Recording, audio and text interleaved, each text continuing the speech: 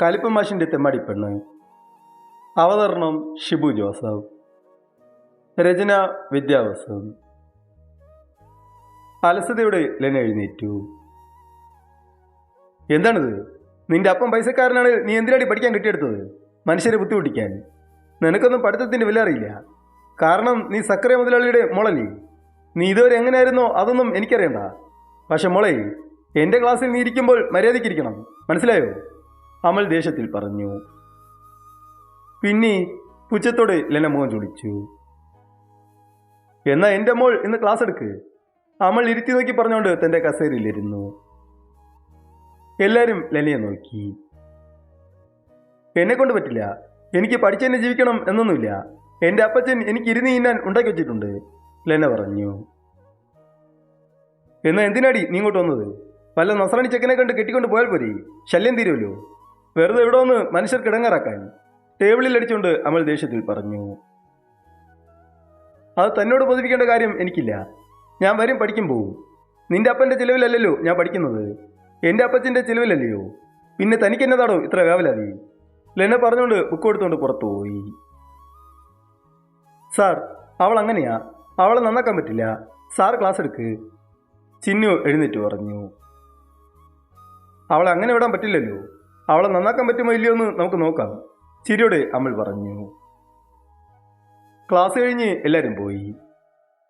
Bike എടുക്കാൻ Lena parking ഏരിയയിലോട്ട് പോയി.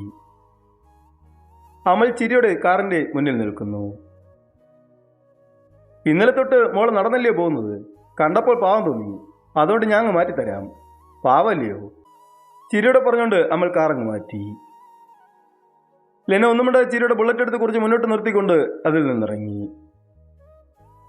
എനിക്ക് തൻ്റെ അവതാരം ചത്താലും വേണ്ട, ലെന പറഞ്ഞുകൊണ്ട് ആ ബുള്ളറ്റിനെ കത്തിച്ചു.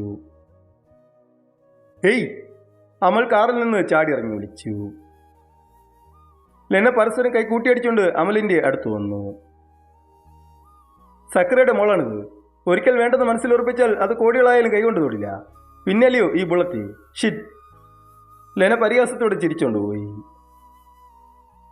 സാറേ, വിട്ടേരെ, ഇവളൊരു സൈക്കോ ആണെന്ന് തോന്നുന്നു, കിരൺ ഓടിച്ചെന്ന് അമലിനോട് പറഞ്ഞു. അമൽ ഒന്നും മിണ്ടാതെ കാറിൽ കയറിപ്പോയി. അമൽ ഉമ്മർത്ത് ചാരി കസേരയിലിരുന്ന് കണ്ണുകളടച്ചു. എന്താടി, നിന്റെ മോൻ പിള്ളേരെ വെച്ച് മടുത്തോ? ശബ്ദം കേട്ട് അമൽ ചാടി എഴുന്നേറ്റു. മുന്നിൽ അച്ഛനെ കണ്ട് ഒന്നും മിണ്ടാതെ അകത്ത് കയറി. വർമ്മയുടെ മോൻ അടുത്തവന്റെ മുന്നിൽ കൈനീട്ടി ശമ്പളം മേടിക്കുന്നു. ഥൂ! പുച്ഛത്തോട് അദ്ദേഹം തുപ്പി. കേട്ടാ, അവനവൻ്റെ പഠിപ്പനുസരിച്ചുള്ള ജോലിയല്ലയോ ചെയ്യുന്നത്, അതിന് സന്തോഷിക്കല്ലേ വേണ്ടത്, അല്ലാതെ ഇങ്ങനെ ദേഷ്യപ്പെടണോ? ഇട്ടുമൂടാൻ സ്വത്തുണ്ട്, എന്തിനാ ഇവന് ജോലി? ഇത് അഹങ്കാരം. അതിലേറെ അപ്പൻ്റെ സ്വത്തിൽ ജീവിച്ച നാണക്കേട് എന്ന വാശി. വർമ്മ ദേഷ്യത്തിൽ ഉറഞ്ഞു തുള്ളി. ഇനി അമലിനെ കുറിച്ച് നമുക്ക് നോക്കാം. അമൽ വേദ് വർമ്മ കോടികളിൽ കിടന്നുറങ്ങുന്നവൻ. 14 തലമുറ കഴിഞ്ഞാലും ഇരുന്ന് കഴിക്കാനുണ്ട്. സക്കറിയ മുതലാളി ഇവരുടെ മുന്നിൽ വെറുമൊരു കൂലിക്കാരൻ. വേദ് വർമ്മ അമലിൻ്റെ അച്ഛൻ. നിലത്ത് നിൽക്കില്ല, എപ്പോഴും പറന്നുകൊണ്ടിരിക്കും. അയാൾക്ക് സ്വന്തമായി ഹെലികോപ്റ്റർ വരെയുണ്ട്. എപ്പോഴും ബിസിനസ്, പണം എന്നതിൻ്റെ പുറകെ പോയി. കുടുംബം മറന്നു, മകനെ മറന്നു. തൻ്റെ മകനെ ബിസിനസ് മൈൻഡിലാണ് വളർത്തുന്നത്. കോടികൾ മേടിച്ചിരുന്ന ഒരു മകൻ. അമ്മ ഗായത്രി വർമ്മ ഒരു സാധു സ്ത്രീ. തൻ്റെ ആഗ്രഹമെല്ലാം വിവാഹത്തോടെ കുഴിച്ചു മൂടി. ഭക്ഷണം പോലും ഭർത്താവിൻ്റെ ഇഷ്ടത്തിന് ഉണ്ടാക്കാൻ തുടങ്ങി. ഒറ്റ മകനായതുകൊണ്ട് ഒരുപാട് സ്വപ്നങ്ങളോടെ അമലിനെ വളർത്തി. പക്ഷെ അമ്മയുടെ മോനായി വളർന്നു. അച്ഛൻ്റെ സ്വഭാവം ലെവലേശം വന്നില്ല. MBA പഠിക്കാൻ പറഞ്ഞ അച്ഛനോട് എനിക്ക് അധ്യാപകനായാൽ മതിയെന്ന് പറഞ്ഞ് ആ വാക്കിൽ ഉറച്ചു നിന്നവൻ. അവസാനം എങ്ങനെയും പോന്ന് പറഞ്ഞ് മോൻ്റെ ഇഷ്ടത്തിന് വർമ്മ വിട്ടു. പഠിച്ചു തീർന്നതും ബിസിനസ് നോക്കാൻ പറഞ്ഞപ്പോൾ കോളേജിൽ പ്രൊഫസറാകണമെന്ന് പറഞ്ഞ് വാശിയായിരുന്നു. അവൻ്റെ വാശിയുടെ മുന്നിൽ വർമ്മ ഒന്നും പറഞ്ഞില്ല. തൻ്റെ കണക്കൂട്ടലുകളെല്ലാം തെറ്റിപ്പോയെന്ന ദേഷ്യമായിരുന്നു. ലക്ഷം പേർക്ക് ഞാൻ ശമ്പളം കൊടുക്കുന്നു, എൻ്റെ മുന്നിൽ കൈനീട്ടി നിൽക്കുന്നു. ആ എൻ്റെ മോൻ ഇപ്പോൾ കണ്ടവരുടെ മുന്നിൽ ആട്ടുതുപ്പും കേൾക്കാൻ. കഷ്ടം! പുച്ഛത്തോടെ വർമ്മ പറഞ്ഞു. ഏതൊരു ജോലിക്കും അതിൻ്റെതായ മഹത്വമുണ്ട്. നിങ്ങളെ ഇനി ഉരുവാക്കിയത് അധ്യാപകർ തന്നെയാണ്, അതെനിക്ക് ഒരു കുറച്ചിലുമില്ല, അമൽ പറഞ്ഞുകൊണ്ടുപോയി. ഇതാണ് അമലിൻ്റെ ജീവിതവും കുടുംബവും. തോപ്പിൽ തറവാട്ടിൽ. എനിക്ക് കാർ വേണം. ലെന വാശിയോട് ചോദിച്ചു. എന്നാ കൊച്ചെ നീ കാണിക്കുന്നത്? ബുള്ളറ്റിന് കത്തിച്ചു, ഇപ്പോൾ കാർ വേണമെന്ന്, അതും ഏറ്റവും വില കൂടിയ കാർ പോലും. എല്ലാം അങ്ങേരെ പറഞ്ഞാൽ മതിയല്ലോ, അഹങ്കാരം, അന്നമ്മച്ചി ദേഷ്യത്തിൽ പറഞ്ഞു. അതൊന്നും എനിക്കറിയണ്ട, എനിക്ക് കാർ വേണം, അതും റോൾസ് റോയ്സ് വാഗൺ കാറിലും വില കൂടിയത്, വാശിയോടെ ലെന പറഞ്ഞു. വാട്ട്? ഞെട്ടലോടെ ടോണി വാ വിളിച്ചു. അതേത് കാർ? സക്കറിയ അവളുടെ അടുത്തൊന്ന് ചോദിച്ചു. അപ്പച്ചാ, റോൾസ് റോയ്സ് വാഗൺ വില 10 കോടിക്ക് മേലെയാണ്. അപ്പോൾ അതിലും കൂടിയ കാറാണ് ഈ പെണ്ണ് ചോദിക്കുന്നത്, അമ്പരപ്പോടെ ടോണി പറഞ്ഞു. ഈശോയെ, 10 കോടിയോ? സക്കറിയ വാ വിളിച്ചുകൊണ്ട് ചോദിച്ചു. എന്നതാ അപ്പച്ചാ, എടുക്കായില്ലേ? കേവലം ഒരു സാർ, അയാളുടെ കയ്യിൽ ഈ കാർ, അപ്പോൾ സക്കറിയ മുതലാളിയുടെ മോളുടെ കയ്യിൽ ഇതിലും കൂടിയ കാർ വേണ്ടേ? ലെന കണ്ണുരുട്ടിക്കൊണ്ട് ചോദിച്ചു. വേണം, അതല്ലയോ അതിൻ്റെ ഒരു ശരി. മോള് നാളെ കോളേജിൽ പോ, നമുക്ക് ശരിയാക്കാം, സക്കറിയ വാക്ക് കൊടുത്തു. വാക്കാണേ?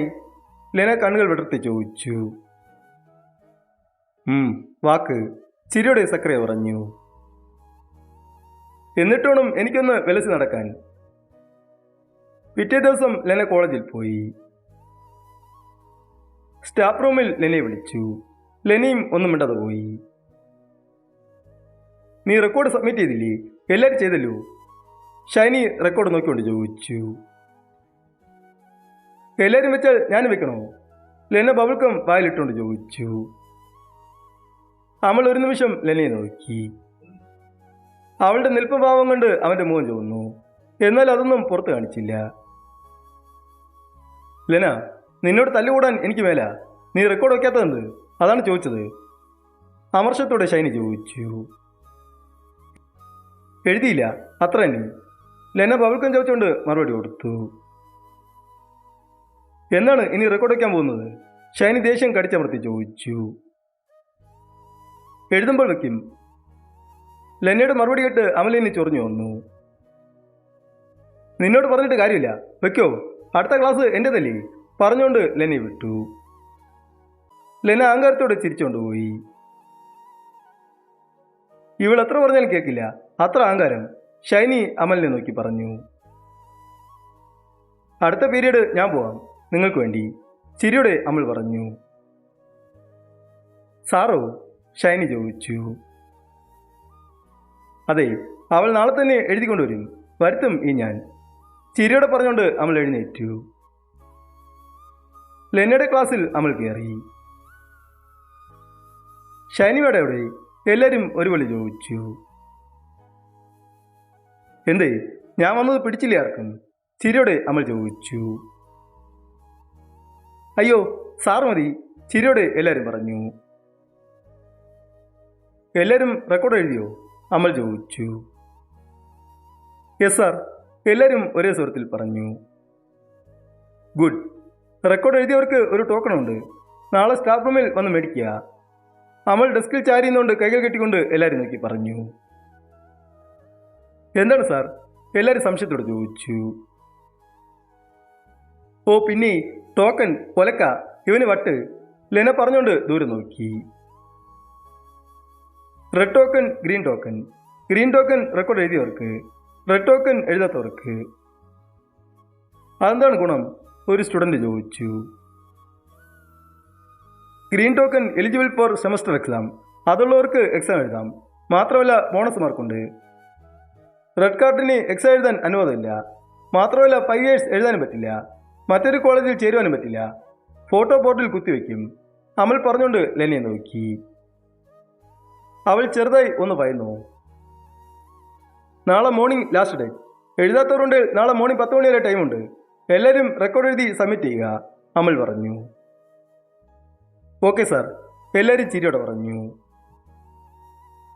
ലെന ഒന്നും മിണ്ടാതെ ബാഗിലിരുന്ന പുത്തൻ റെക്കോർഡ് നോക്കി. എടി, എനിക്ക് റെക്കോർഡ് തന്നുവിടുമോ? പൊന്നുവിനോട് ലെന ചോദിച്ചു. ആ തരാം, വാ വിളിച്ചുകൊണ്ട് പൊന്നു പറഞ്ഞു.